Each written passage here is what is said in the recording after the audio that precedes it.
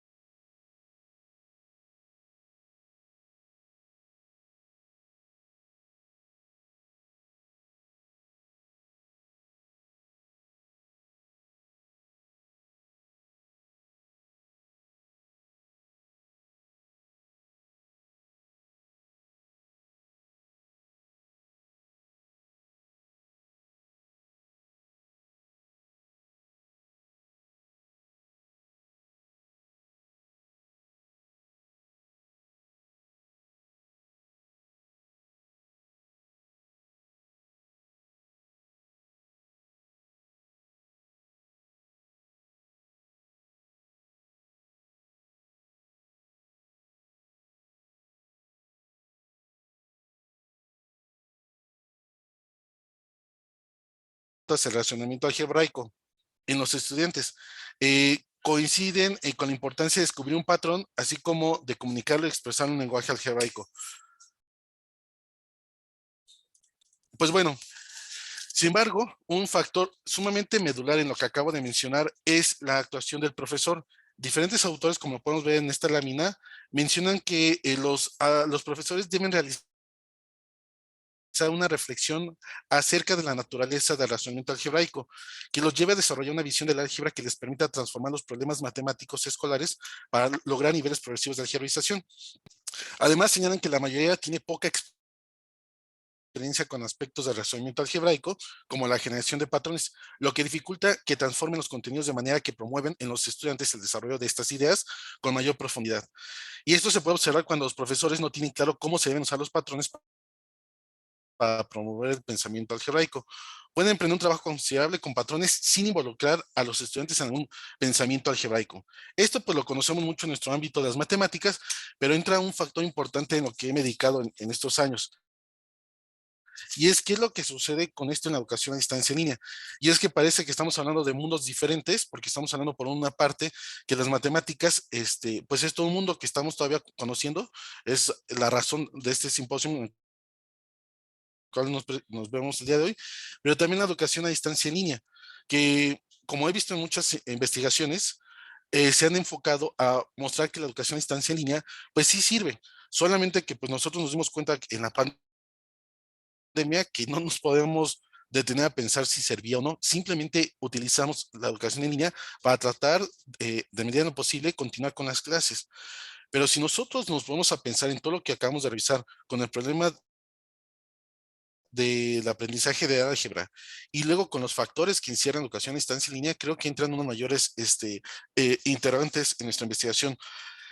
Pues bueno, tratamos de direccionar esta investigación con esta pregunta, tratando de unir estos aspectos, sobre todo tomando como actor principal el profesor. Entonces ¿qué acciones que realiza el profesor promueven en un estudiante la generación de patrones numéricos en un bachillerato en modalidad a distancia? Pues bueno, vamos a empezar un poquito a hablar nada más de teoría, lo voy a mencionar extremadamente rápido para que pasemos a los resultados y a los hallazgos que tuvo esta investigación. Vamos a nada más a enmarcar lo que es la mirada profesional. Nos apoyamos con Jacobs y compañía para esta teoría. Pues bueno, ellos marcan que cuando un profesor ha desarrollado una mirada profesional, este está en posibilidad de identificar lo que es importante en el trabajo de un estudiante con lo cual puede interpretar lo que se ha identificado para decidir cómo actuar en consecuencia y explica esta competencia como la interrelación de estas tres habilidades. La primera, identificar las estrategias utilizadas por los estudiantes, que requiere la habilidad para identificar lo que es matemática significativo en las explicaciones y estrategias. En ocasiones, la mayoría de veces desordenadas y a menudo incompletas. El segundo punto sería interpretar la comprensión de los estudiantes. El profesor, además de atender las estrategias que acabamos de ver, debe tener la suficiente comprensión de la perspectiva matemática para conectar estas estrategias con la comprensión de los conceptos correspondientes. Y por último, debe decidir cómo responder a partir de interpretar la comprensión del estudiante, y esto se relaciona con un tipo de respuesta instructivo. Es decir, cómo seleccionar el siguiente problema. Y esto implica conocer el desarrollo matemático de cada estudiante para identificar el siguiente paso razonable y la capacidad de facilitarlo mediante una selección de desafíos entendibles para el alumno. Y ahora vamos a ver un poquito lo que sería la generación de patrones. Aquí me gusta entender este concepto porque hay una estrecha relación con la mirada profesional. Y bueno, ya que se puede apoyar a los estudiantes en el proceso de generación de patrones, desde el diseño y la aplicación de actividades sobre la generación, considerando un problema didáctico a partir de los patrones numéricos que no son difíciles por su complejidad y que encuentran los estudiantes para captar cierta similitud. Y además porque tienen a fallar al usar esta similitud para formar una regla directa y significativa, y por eso el profesor debe tener la capacidad de mirarlo profesionalmente y poder guiar al alumno. Existen tres tipos de razonamiento al expresar una generalidad: la abducción, inducción y deducción. La primera se refiere al desarrollo de hipótesis para probarlas en la inducción. Es decir, como que genera un tipo de hipótesis y que en la mayoría de casos se apoyan en experiencias anteriores. En la inducción se pone a prueba la hipótesis con el propósito de sustentar una regla que involucre el resto de los casos. Y al confirmar la hipótesis se tendría una deducción, por lo que esta última es una conclusión validada. Y al último, el estudiante se enfrenta a dos tareas al trabajar con patrones. Una es aprender a identificar variantes y constantes en cada una de las etapas. La otra es adquirir la práctica de encontrar las siguientes a partir de la generación de una expresión general. Y bueno, también estos autores Callejo y Zapatero hablan acerca de lo que llamaremos los estadios de generación de patrones. Estos autores indican tres estadios, que el primer estadio es donde el estudiante puede continuar una sucesión con términos cercanos, es decir, no elabora una respuesta con una actividad muy compleja. Y aquí todavía no puede coordinar estructuras especiales numéricas. Y esto, pues, obviamente le puede dificultar en calcular los términos lejanos, pero también invertir una función. En el segundo, el estudiante coordina la estructura especial y numérica. Ya estamos dando un siguiente paso, lo cual puede reconocer una relación funcional y expresarla de una regla para hallar la posición de cualquier término de la sucesión. Y por último, es cuando el alumno ya logra identificar la relación inversa para invertir la regla en casos específicos. Ya con esta teoría, pues podemos ver que también los alumnos utilizan ciertas estrategias que también van a ser importantes para que nosotros podamos saber cómo responder al alumno. Los tipos de estrategias que se han documentado que utiliza el alumno, la primera sería la directa, donde comprende las respuestas bueno, donde pone nuestras respuestas, pero no pone ningún tipo de proceso con el cual obtuvo un resultado. El segundo sería la aditiva. Es cuando el alumno detecta únicamente el patrón de incremento y con un dibujo. Si hay una representación gráfica con este recuento. Y también abarca el recuento iterativo. Si parte de la primera figura y suma el patrón de incremento de forma repetida hasta el término requerido o recuento recursivo. Cuando parte de una figura cualquiera y suma el patrón de incremento de forma repetida hasta el término requerido. Tenemos también las estrategias funcionales. El alumno relaciona dos variables, la posición de una figura y el número de elementos mediante una función, donde uno es el patrón de incremento y otro el término independiente que se mantiene invariable. Pueden ser estrategias de función local si la relación se aplica específicamente a una determinada figura o de función global si la relación se aplica a una figura cualquiera. Tenemos las proporcionales que el alumno puede hallar de forma inexacta el número de elementos mediante razonamientos proporcionales, ya sea con multiplicaciones o regla de tres o con base a una función lineal, donde se considera el término independiente que se mantiene sin cambios. Y otras donde abarca todas las respuestas que no se contemplan en todas las que acabamos de mencionar. Pues bueno, hablando de la educación a distancia, recurrimos a ver todas las herramientas con las que cuentan las plataformas educativas hoy en día, sobre todo en México. La mayoría, y yo sé que ustedes los conocen, existen los foros de discusión. Podemos encontrar en las plataformas educativas múltiples herramientas para trabajar. Sin embargo, en la modalidad de distancia del Politécnico, podemos nosotros mencionar que es una modalidad asíncrona. Esto quiere decir que el alumno entra a determinada hora y el profesor puede entrar horas después y va a contestar lo que el alumno haya enviado. O la síncrona sería cuando, como en este momento que estamos nosotros, que aunque ustedes estén allá en Costa Rica y yo aquí en México, estamos en el mismo tiempo y podemos interactuar y trabajar. Pues bueno, pensando en cómo es la modalidad del Politécnico de manera síncrona, analizamos todas las herramientas, con lo cual decidimos optar por los foros de discusión. Los foros de discusión que existen desde hace muchos años, que ha sido de las primeras herramientas que tenemos, pues podemos decir hoy en día que son de las que menos se explotan. ¿Por qué? Porque nos hemos ido con actividades en las cuales los alumnos tienen que enviar sus trabajos y el profesor lo revisa y retroalimenta, pero es con base a su trabajo. Y estos foros de discusión donde podemos interactuar con los compañeros, podemos ver las opiniones de los demás, estar en contra, o bien como profesores podemos dar un seguimiento a esta construcción del conocimiento, por lo menos en el Politécnico no es una herramienta que se explote al 100%.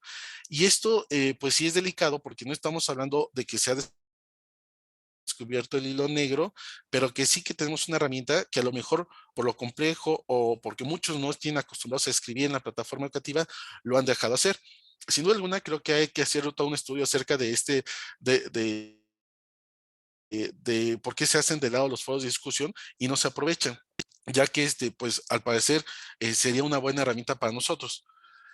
Y pues bueno, no únicamente para mencionar que esta investigación sí hizo con base a una investigación cualitativa, con lo cual primero se hizo una planificación de trabajo, se implementó, se revisó estas herramientas, esta acción, luego se volvió a implementar y por último se evaluó.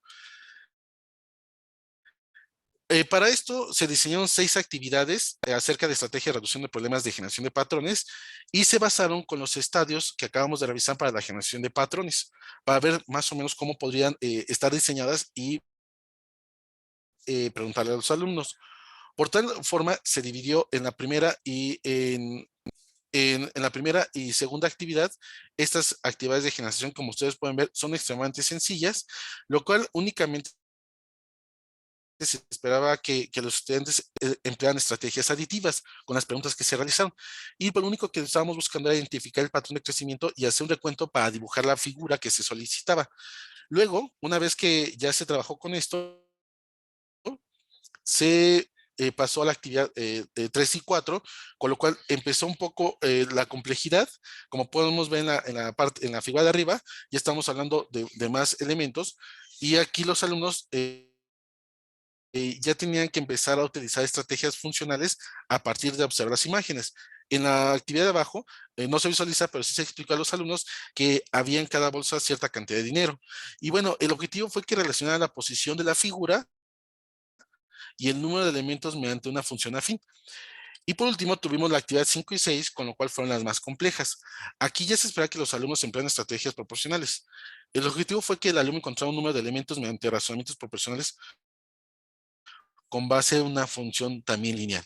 Y pues bueno, ¿cuáles fueron la primera herramienta que tuvimos con profesor? Hay que destacar que, bueno, una vez que revisamos toda esta teoría, pues yo mismo, siendo el profesor investigador, fue el profesor que me encargué de implementar las actividades y por tanto nosotros como profesor debemos tener cierto conocimiento de la generación de patrones para poder empezar a trabajar con los alumnos. En este sentido, lo que diseñamos fue un cuadro que nos ayude a identificar el estadio en que se encuentra el alumno y las estrategias que se esperaba, para que de esta manera nosotros pasemos de lo que es el rojo a lo más verde. Entonces, cada alumno que iba respondiendo cada actividad, yo al momento de que iba leyendo su respuesta, lo identificaba en alguno de estos cuadrantes para identificar el estadio y la estrategia. Y de esta, pues entonces partíamos en esta matriz que se podría pensar que es como, como mi acordeón, por así decirlo, como una rúbrica en donde me decía, dependiendo lo que está mostrando el alumno, pues entonces yo tengo que sugerir una acción que le ayude a pasar al siguiente nivel y que además sea comprensible para el alumno, que no sea algo tan complejo y que sí les ayude a pasar de uno a otro. Entonces, como se dan cuenta en este momento, lo que importa es la habilidad que tenemos para leer y para identificar las estrategias que están utilizando los alumnos. Y bueno, y en general, pues implementar estas 6 actividades fue con un grupo de 15 estudiantes de CECIT 14, es una unidad de nivel medio superior de aquí del Politécnico, 12 mujeres y 3 hombres. Sus edades oscilaban entre los 15 y 50 años. Esto es muy importante porque si notamos una diferencia entre las respuestas de los jóvenes que acaban de salir a secundaria y con las personas adultas que ya tenían muchos años de no estudiar. Y pues ya que el BTVD se hizo con ese propósito de que muchas personas que no habían concluido su bachillerato continuaran. Esta fase piloto se realizó en 6 semanas. Las actividades se publicaron en un foro. Se realizó un video tutorial de cómo utilizar un foro de discusión. Esto fue importante porque en la primera vez que se implementó esta acción, muchos no sabían utilizar un foro. Y cuando es demasiado sencillo. Y es que el foro nos permite subir no solamente textos, sino archivos como un Word, un PowerPoint, pero también videos y audios o imágenes. Y entonces yo como profesor no me limité en aceptar cualquier tipo tipo de archivo siempre y cuando el alumno lo hiciera. Y tuve de todos los tipos de archivos, incluyendo hasta un archivo de Excel, donde un alumno lo que hizo fue buscar fórmulas en Excel para encontrar los resultados. Esta es una persona que trabajaba como contador y se le facilitaba. Pero bueno, entonces aquí implica un poco la habilidad del profesor para poder también leer en Excel lo que el alumno está haciendo y poderle poner cada día, cada vez retos más importantes. Y bueno, se puso una regla y tiempo de participación, además de que se puso un valor al trabajo que se trabajó en los foros y por último fue necesario un grupo de WhatsApp. Desgraciadamente en la modalidad a distancia, los alumnos tienen la costumbre de trabajar 1 o 2 días antes de la fecha límite. Entonces yo no estaba buscando eso, que los alumnos trabajaran al final de cada semana, sino que sí se toman su tiempo para poder reflexionar e interactuar con los alumnos, por los cuales yo les invité a que se unieran a un grupo de WhatsApp. Los alumnos de alguna manera se sintieron más en contacto y pudimos llevar un seguimiento puntual de quién participaba o quién no, y por WhatsApp le decía que no lo dejara hacer. Creo que esto también es importante para que nosotros busquemos las mejores alternativas. Este es un, eh, ah, bueno, ya va quedando. Ese es únicamente cómo es el foro y pues utilizamos el software MaxQDA para poder procesar la información. Ese software MaxQDA me permitió codificar con base a la teoría que revisamos toda la información y pues bueno, aquí podemos ver el tipo de actividades de estrategias que los alumnos representaron su mayor número. Y por último, bueno, y tuvimos cierta frecuencia de cómo los alumnos empezaron con estrategias más ligeras y luego empezaron con estrategias más complejas, siempre y cuando el profesor estuvo interactuando con ellos. La mayoría de alumnos trabajó con lo que es la función local. Y pues la mayoría se queda en el estadio 2 y lo que hicimos fue pasarlo al estadio 3 para trabajar con la función inversa. Y bueno, este es muy sencillo, es únicamente para ver el número de intervenciones que tuvieron los alumnos y el número de docentes. El de docentes en la cuarta semana bajó y el de los alumnos empezó a interactuar solos. Y por último, ¿qué acciones debe realizar el profesor para lo que comentamos? Es diseñar y seleccionar las actividades para ser implementadas en los foros de discusión con base en la teoría de los estadios de la comprensión de la generación de patrones. Debe resolver estas actividades para comprender por sí mismos el desarrollo de estrategias para generación de patrones, por lo que las actividades los deben guiar por un camino de desafíos alcanzables, pero sobre todo comprensible para los estudiantes. Registro y análisis de evidencia por parte del profesor del trabajo de estudiantes con los elementos de la mirada profesional, seguimiento constante a los alumnos en el foro de discusión, motivar a los estudiantes en este foro y flexibilidad en el tipo de archivo de entrega por el alumno. Y bueno, como conclusiones, pues de acuerdo con los resultados obtenidos se concluye que los elementos de mirada profesional pueden ser utilizados como un marco de trabajo para el profesor en la educación a distancia en línea. Entonces, sí no sirven durante la resolución de problemas de generación de patrones numéricos. Los resultados de esta investigación muestran un paralelismo con los arrojados en las investigaciones en torno a la generación de patrones en la modalidad presencial. Los conocimientos y experiencia del profesor con los estudiantes también son factores que apoyan el proceso de generación de patrones y con ello ubicar el estadio de comprensión e identificar un próximo problema que sea accesible para la comprensión del alumno. Los resultados de esta investigación muestran la importancia de que el profesor diseñe actividades de generación de patrones para propiciar que el estudiante trabaje con distintas estrategias, así como fomentar un escenario donde discutir las dificultades y ventajas que presenta cada una de ellas para estimular la flexibilidad en el uso de estas. Y una consideración importante para el profesor sobre el proceso de generación de patrones que siguen ustedes es que realicen actividades que les ayude a comprender por sí mismos el desarrollo de estrategias para la generación de patrones. Entonces, pues, esta es la bibliografía, que bueno, de alguna manera sabe pase para que conocen golpe de vista y pues muchas gracias. Bueno, muchísimas gracias. Tal vez podríamos abarcar una duda que tal vez alguien tenga, un comentario, alguna pregunta. No sé si presencialmente tengan alguna. ¿No? Ok, entonces virtualmente, no sé si alguno tiene alguna duda, algún comentario.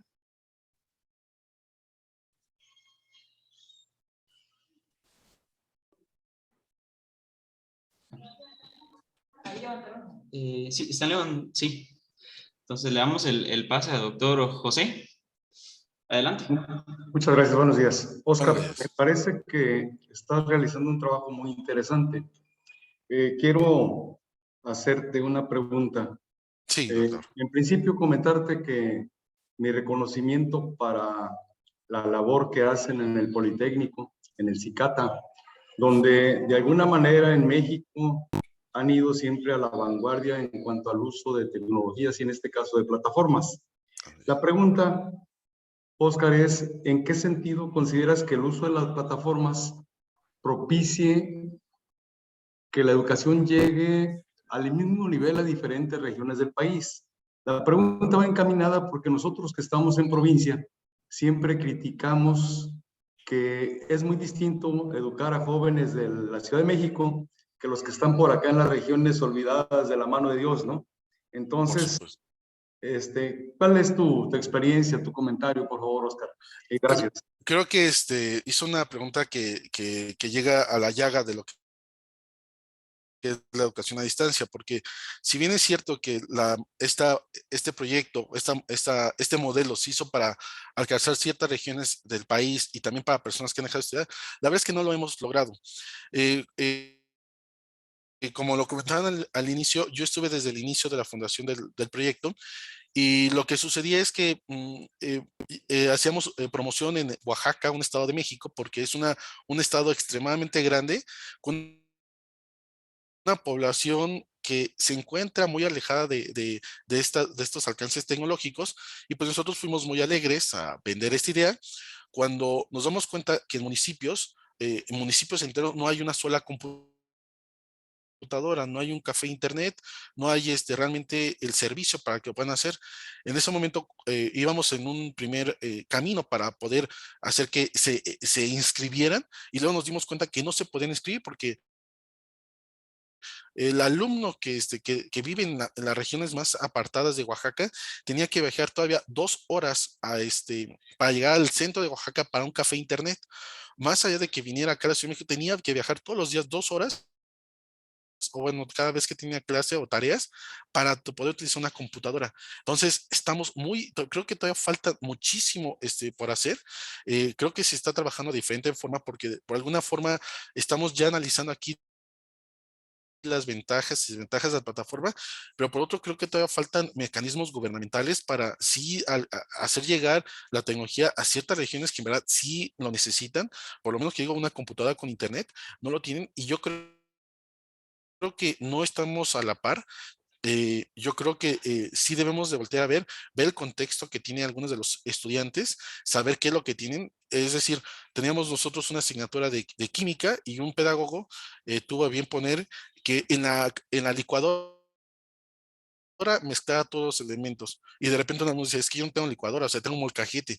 Y entonces creo que todavía nos falta ver cómo la educación a distancia, que sí es necesaria, que sí se necesita, pues todavía tiene muchas cosas que mejorar, muchísimas. Entonces, yo sería de la idea de que ya dejemos de pensar si la educación a distancia es buena o no. Creo que ya no nos podemos hacer esa pregunta. Creo que es necesaria y creo que tenemos que hacer mucho trabajo para mejorarla. Muchas gracias, Oscar. Considero que el tema que abordas del álgebra pues contribuye con mucho a la problemática que viene posteriormente en otras asignaturas y en aplicaciones en la ingeniería. Gracias por la respuesta. Gracias, doctor. Perfecto, muchísimas gracias. Entonces, con eso concluiríamos con la parte de preguntas y ya inmediatamente le vamos a dar el paso al doctor José Ulloa para que continúe con su ponencia. Okay. Y vamos a hacer igualmente una pequeña introducción antes de iniciar con la ponencia. Muchas gracias. Adelante. Ok, va. Listo. Okay. Bueno, continuamos con la ponencia del doctor José Trinidad Ulloa Ibarra, de la Universidad Autónoma de Nayarit, en México. Él es ingeniero químico industrial, especialidad en tecnología de alimentos de la Universidad de Kobe, Japón, maestría y doctorado en ciencias en la especialidad de matemática educativa, doctorado en ciencias en la especialidad de matemática educativa, miembro de la red del Centro de Investigación en Matemática Educativa en Mates, miembro del Comité Latinoamericano de Matemática Educativa, coordinador del CIMATE de Nayarit, editor de la revista Acta Pesquera, editor de la revista Mica. Las líneas de investigación en las que participa son modelación matemática, enseñanza de la matemática como uso de tecnología, lenguaje y pensamiento matemático. Ponente en eventos de matemáticas nacionales e internacionales. Árbitro de revistas de matemáticas nacionales e internacionales. Autor y coautor de artículos científicos publicados en revistas nacionales e internacionales. Y ahorita nos va a exponer sobre su ponencia de experiencia de modelación matemática con base en laboratorios virtuales. Muchas gracias, te damos el paso. Muchas gracias por la presentación. Agradezco mucho esta oportunidad de compartir con ustedes un trabajo que hemos venido realizando desde hace bastantes años. Este trabajo que denominamos experiencias de modelación matemática con base en laboratorios virtuales, pues tiene su antecedente en que la Universidad Autónoma de Nayarit en México, al igual que muchas otras en el país, hace alrededor de 20 años iniciaron un proceso de reforma. En esa reforma, las diferentes escuelas de nivel superior se agrupan por áreas.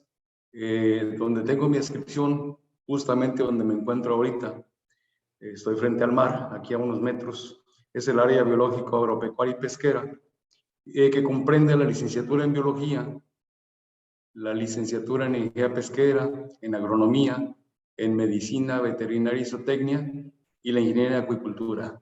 Bien, en esta área se implementó como unidad de aprendizaje o como materia la modelación matemática. Hasta ese tiempo, los biólogos de algunas de estas escuelas utilizaban la modelación sobre todo cuando manejaban poblaciones y en algún otro tipo de fenómenos. Entonces, pues descubrimos cosas o observamos cosas interesantes que nos orillaron a proponer la materia de modelación matemática como tal y no como una parte de la materia de ecología o de dinámica de poblaciones. Es así que viene enseguida una serie de problemática muy grande debido a que en estas 5 licenciaturas no se lleva antes de donde quedó ubicada la modelación matemática, cursos de cálculo. No existen cursos de ecuaciones diferenciales, lo cual imposibilita en parte hacer una modelación, pues más o menos por decir de alguna manera, en serio. Esto nos ha orillado a buscar muchas situaciones, muchas soluciones, y desde entonces, desde 2013, hemos venido desarrollando una serie de trabajos. Este que presento es uno de los últimos, y empiezo citando qué es un modelo. Entonces, un modelo es la representación de un fenómeno real basado en relaciones matemáticas. Pues todos conocemos eso. Ahí está una relación matemática conocida por muchos que puede o que representa un modelo. Es decir, un modelo es donde vamos a tener variables relacionadas, ya sea de manera directa, indirecta o de alguna otra forma. Y el llegar a esa conclusión, a esa fórmula, es lo que se conoce como modelación. Por otra parte, ¿qué es el laboratorio virtual? Todos conocemos actualmente, dado el avance de la tecnología, que son espacios virtuales que incorporan no solamente aspectos tecnológicos, sino también pedagógicos y humanos, con el fin de propiciar la colaboración entre varias personas, en este caso, varios estudiantes.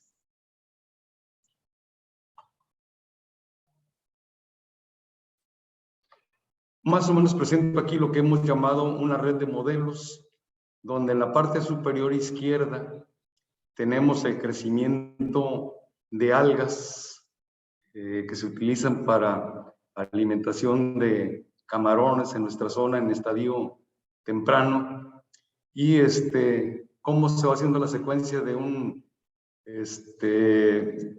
matraz pequeño hasta llegar a algo muy grande. Entonces, lo que hacen los biólogos o los encargados de esos laboratorios es realizar una toma de datos. Está representado en la parte derecha. Y luego viene ya dos situaciones. La representación, dependiendo de qué variables estén en juego, es el tipo de gráfico que vamos a tener, y por lo tanto se busca una ecuación diferencial para llegar al modelo algebraico. Esto pues es lo que nos ha originado muchas cosas tristes y por otra parte muy ilustrativas.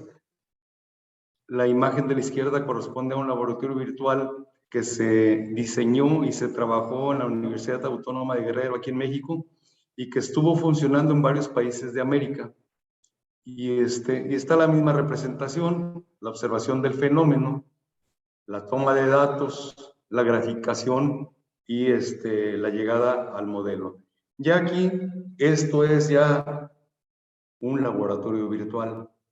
Actualmente, hemos propuesto nosotros, con base a lo que hemos observado que hacen los profesionales que llegan a modelos o que utilizan modelos, es esa secuencia: una observación, una toma de datos, una graficación mediante la cual hacen la caracterización del tipo de gráfico, proponen un ajuste de acuerdo a esa caracterización y llegan a su modelo algebraico. Obviamente habría que corroborar que el modelo al que se llega corresponda a los datos observados y que sirva a la finalidad que tiene un modelo, la predicción. Quiero mencionarles que en el caso aquí nuestro, del área pesquera, los modelos, quizá el uso más conocido es la determinación de las vedas. ¿Cuándo debe iniciar una veda? ¿Cuándo debe terminar?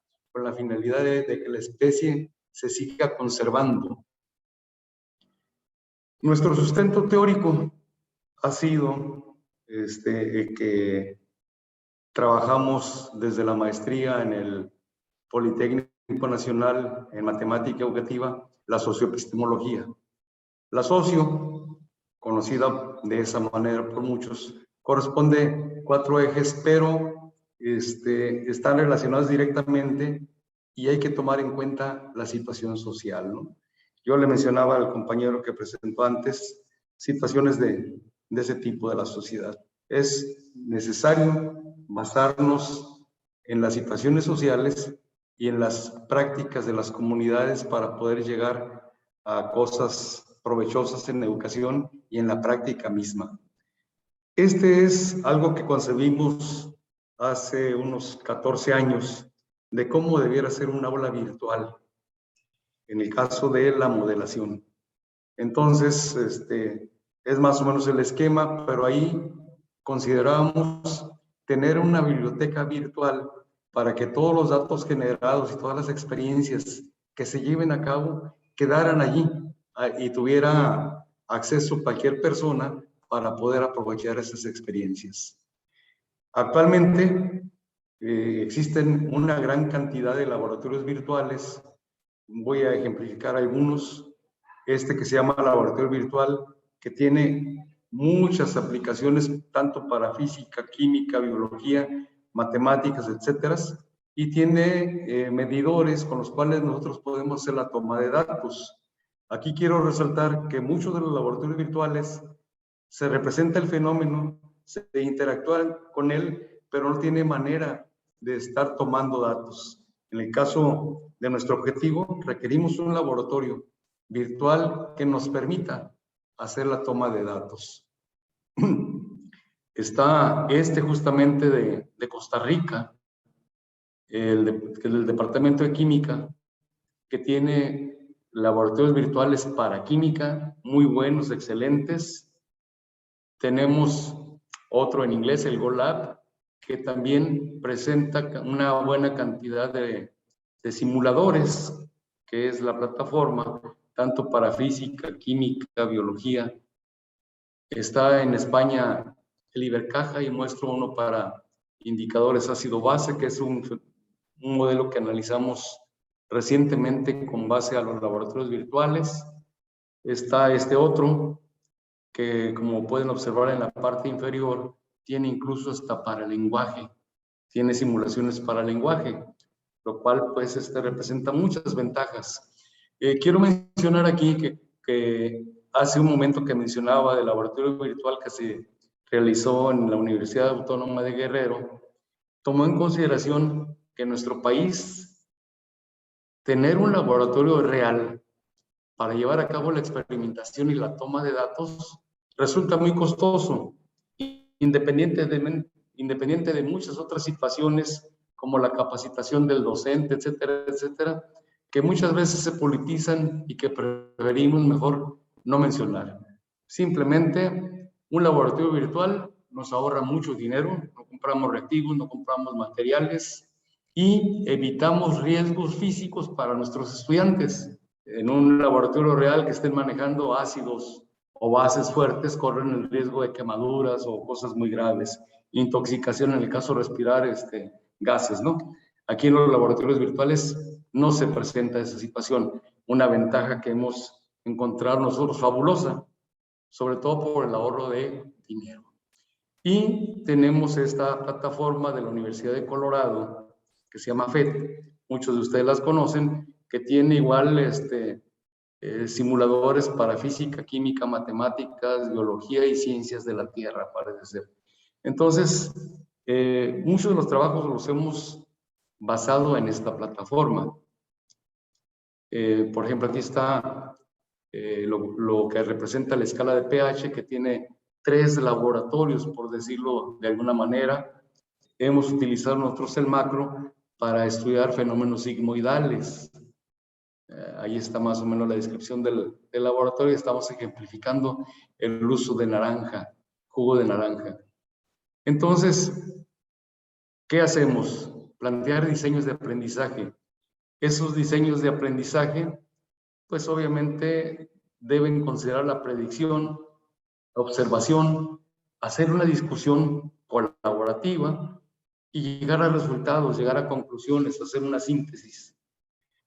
Presento aquí los resultados de uno de los fenómenos observados. Usábamos GeoGebra para la representación gráfica. Están los datos a la izquierda, la gráfica a la derecha. Y luego a través de la álgebra, justamente lo que le mencionaba Oscar, pues llegar a situaciones como estos modelos que son logísticos, en los dos casos, en el jugo de naranja y el ácido batería. Tenemos también esta otra simulación de la misma plataforma donde está la ley de Ohm, que cambiando las cosas que nos permite podemos obtener modelos lineales o exponenciales. Hay una más que es el disparo de un proyectil, el movimiento de un proyectil, y también permite, como ustedes conocen, dependiendo de las variables que relacionemos, por ejemplo, tiempo, distancia, tiempo, altura, etcétera, etcétera, modelos lineales o cuadráticos.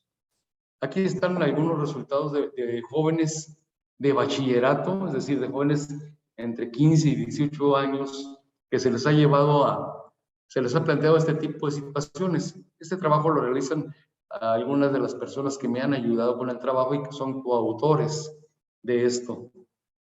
¿Qué resultados hemos tenido?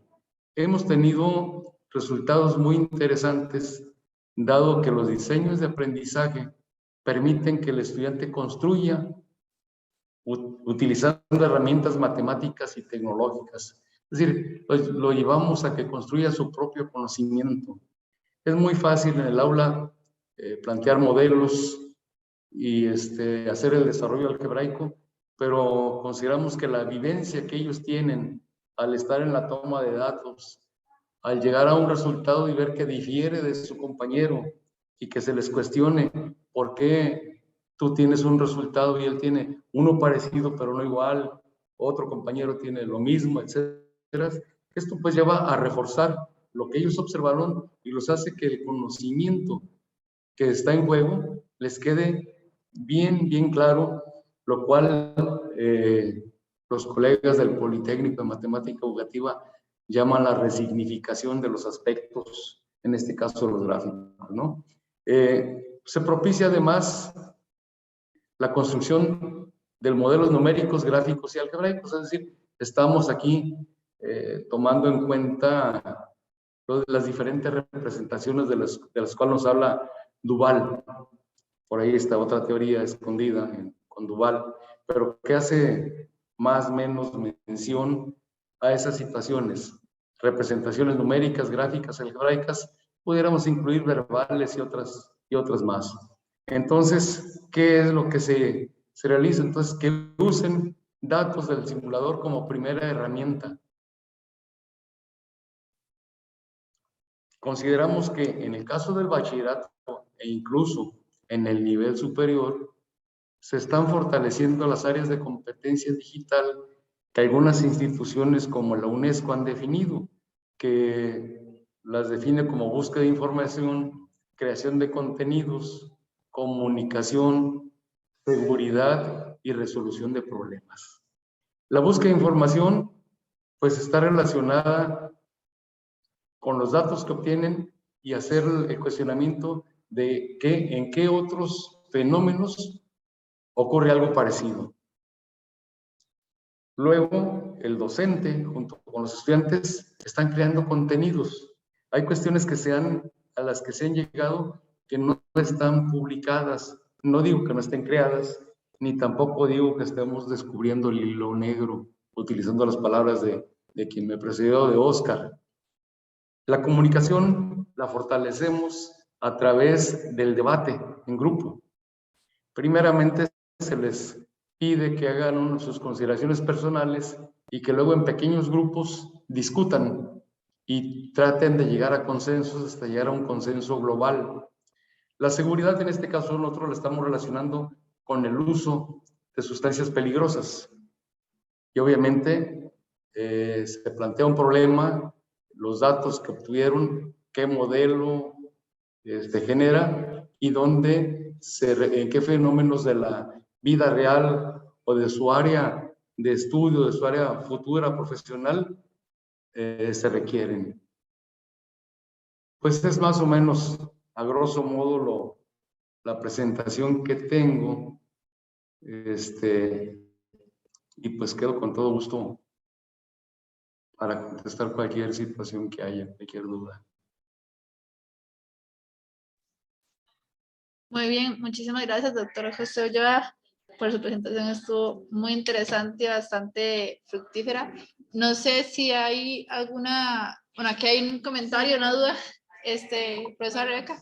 Buenos días, doctor. Quería ver si me podrían mostrar otra vez las plataformas. Es que de todas esas solo conocía una, la de PET. Si me podrían proyectar otra vez para tomarle fotito y guardar el enlace, si fuera tan amable. Con todo gusto. Igual yo quiero ver más.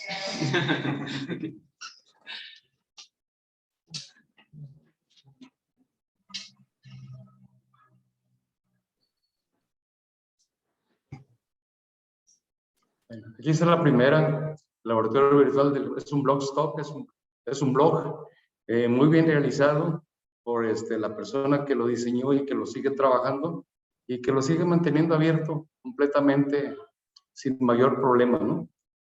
Considero que es el que permite muchas ventajas porque todas las simulaciones tienen sus instrumentos de medición. Y en el caso nuestro, que estamos analizando la situación de la modelación matemática, pues es esencial tener cómo medir, ¿no? Porque muchas plataformas presentan los fenómenos físicos, químicos, biológicos, etcétera, pero no hay forma de estar midiendo. Se dificulta. Aquí los da directamente e incluso en este caso hay un botón que dice tomar datos y los toma de manera automática, de tal suerte que solamente se copian. Me dicen a qué hora lo cambio, ¿eh? Listo, sí. Doctor, una pregunta. ¿No hay posibilidad de que usted por el chat de Zoom nos mande su correo para... Con todo gusto. Con todo gusto. Se los pongo ahorita aquí en esta presentación al final. Nada más permítame pasar a nosotros, ¿sí? Con todo gusto. Muchas gracias.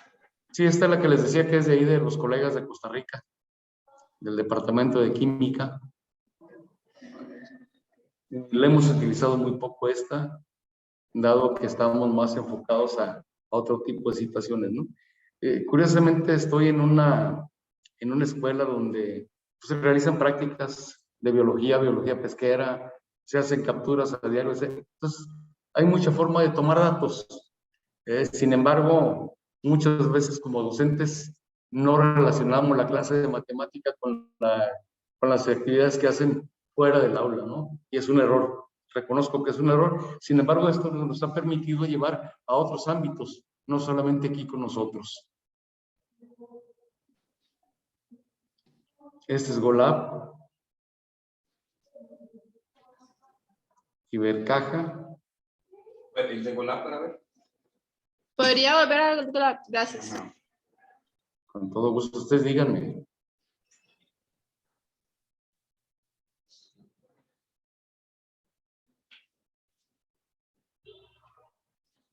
Ok.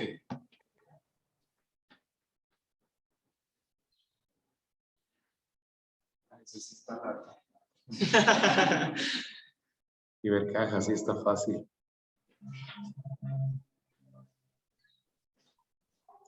Les mencionaba, puse muchos de ácido base porque es lo que estábamos analizando en ese momento. Nos ha llevado a modelos muy interesantes aquí para el ámbito del área, que son los modelos sigmoidales.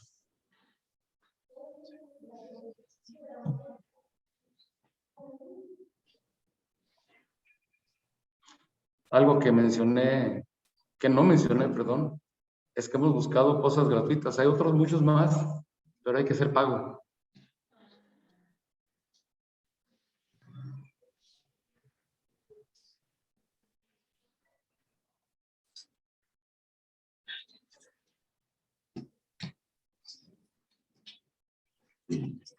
Me decían que el red ya lo han utilizado. Bien. Bien, ahorita les pongo mi correo institucional para que no quede nada.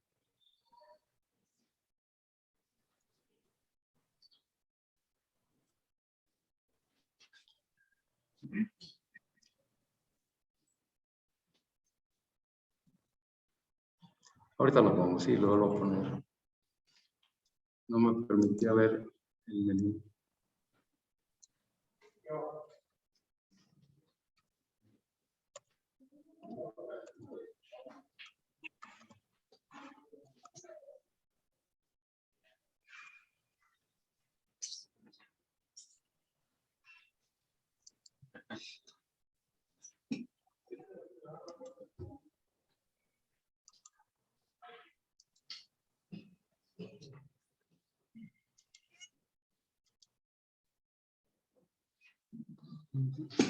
Esta ahorita la pongo. Ahí está en la parte de abajo. Sí, en la parte de arriba, perdón.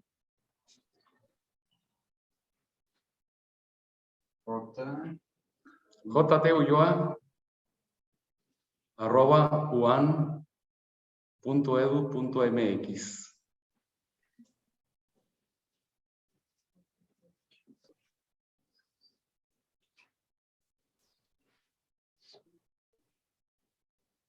Ese UAN que es. Universidad Autónoma de Nayarit.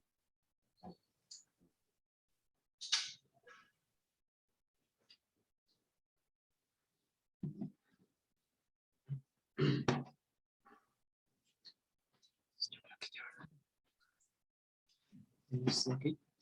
Entonces ya podríamos ir finalizando. Muchísimas gracias por asistir y muchas gracias al doctor José Ulloa.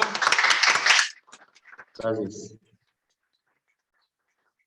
También a Óscar Ojeda, también por la ponencia de la mañana. Muchísimas gracias y ahora seguimos con la tanda de talleres. Igual recordarles que cualquier cosa, si tienen dudas o comentarios que tengan que hacer a los dos docentes o doctores, pueden hacerlo por la plataforma de Global.